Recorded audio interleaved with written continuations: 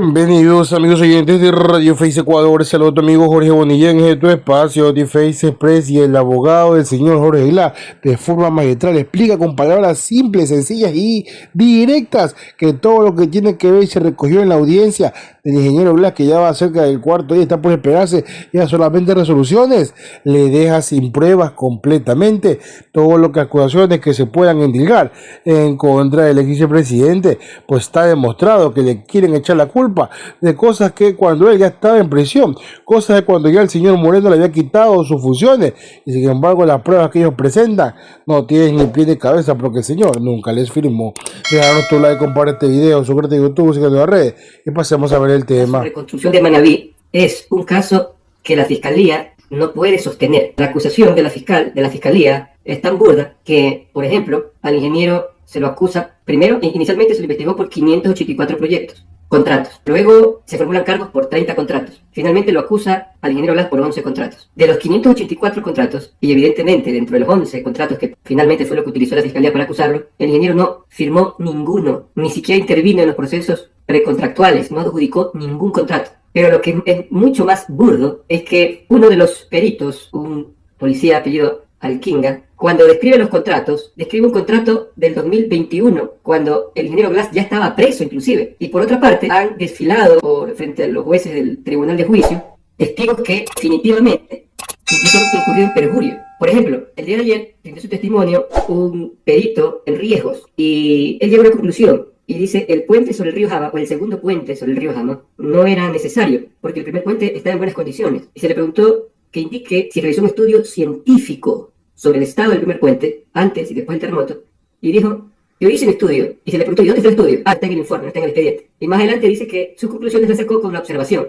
Es decir, una persona que hace un peritaje sobre riesgos, sobre sismoresistencia, realizó su peritaje en base a observaciones, no hizo toma de muestras, análisis cuantitativo, un estudio científico. Todo lo que dijo lo hizo, su apreciación la sacó al ojo, lo cual es insostenible. Inclusive llegó a decir que los puertos pesqueros eran innecesarios. Y se le preguntó: ¿por qué son innecesarios? Es que los pescadores me dijeron: ¿y a cuántos pescadores usted entrevistó? No recuerdo. Y luego dijo una docena. Y luego terminó diciendo 3 docenas. Y el otro perito que hizo también en ese sentido, de que los 4 puertos pesqueros, Chamanga, Crucita, Puerto López y Cojimías, eran innecesarios, dijo: yo también hablé con los pescadores. Y se le preguntó: ¿con cuántos pescadores? Con uno. Es decir, por ninguna parte se ha podido acreditar, primero, que el ingeniero Blas adjudicó o firmó solamente uno de los 584 proyectos. No firmó ni uno. Y por otra parte, los peritajes supuestamente técnicos no han tenido nada, absolutamente nada de técnico, sino han sido actuaciones sesgadas, intentando justificar la acusación de Fiscalía, que al día de hoy resulta insostenible. Es decir, la Fiscalía ha hecho una narrativa intentando convencer no solamente a jueces, sino también a la ciudadanía de la existencia de un delito que nunca ha existido. Sí, una patraña, porque están intentando engañar a la opinión pública. Nosotros esperamos una ratificación de inocencia del ingeniero Jorge Isla, porque no hay otro camino. Lo contrario sería una demostración burda de persecución política. Y coincidentemente, la Fiscalía, cuando formuló los cargos, inició el proceso, midió los tiempos, ¿no? En el sentido de que ya contemplaba que el ingeniero Blas tiene ya un 80% de la pena cumplida, me falta un 20% de la pena cumplida, la pena unificada que está cumpliendo. Y me parece no solamente un acto inhumano, sino técnicamente insostenible, jurídicamente insostenible. Aparte que también es deleznable intentar que al ingeniero Blas se le imponga una pena tan alta por un delito que ni siquiera existe. En este caso, no hay ni siquiera una sola prueba que permita siquiera presumir que se ha llevado a cabo algún delito. Es más, no se encuentran procesados. Inclusive, la Fiscalía eligió a un solo miembro del comité, el ingeniero Blas, cuando el comité se componía de 8 o 9 miembros. Y efectivamente, lo que usted acaba de decir es una verdad categórica. Ni el ingeniero Blas, ni el ingeniero Bernal, como secretario del comité, tenían facultades para intervenir en la fase precontractual y contractual de los contratos. En ninguno de los contratos usted va a encontrar la firma del ingeniero Jorge Blas, ni tampoco la firma del ingeniero Carlos de prueba que indiquen, por lo menos, que existe un delito. Y luego de eso, debe agenciarse misma prueba que indiquen que una persona con nombre y apellido cometió ese delito. En este caso, ni siquiera se ha acreditado la existencia del delito de peculado. Yo le decía en el acto de apertura a los jueces del tribunal que el peculado es un delito de sujeto activo calificado. El peculado lo comete un servidor público, pero un servidor público que debe tener por lo menos 2 condiciones. Una, que tenga en sus manos bienes públicos, y 2, que tenga el poder de disponer de fondos públicos. El comité no tenía en sus manos fondos públicos y peor tenía facultades de disponer de fondos públicos como adjudicar contratos, firmar contratos, ordenar pagos. Nada de eso tenía el comité porque era un ente colegiado a nivel político que establecía políticas, organizaba proyectos y las entidades como los ministerios, como la Secretaría de Contratación Pública, las entidades que adjudicaban y firmaban contratos eran las entidades que se encargaban, por ejemplo, de ordenar los pagos. Sin embargo, hay algo importante aquí. Se han realizado los 11 contratos. El día de ayer se expusieron las fotos de los 11 contratos. Obras que uno las ve, al día de hoy, uno no se explica por qué hay obras que están subutilizadas, por qué los gobiernos posteriores no las han utilizado. La ejecución de esos contratos, el mantenimiento de esos proyectos, que definitivamente le han dado impulso a Manabí y a Esmeralda, ese mantenimiento, esa ejecución depende ya de los gobiernos posteriores. Es más, uno de los últimos peritos de ayer fue el perito que hizo el peritaje de impacto económico. Y un perito de la Fiscalía, y a la pregunta indique cuál fue el impacto económico de los 11 proyectos.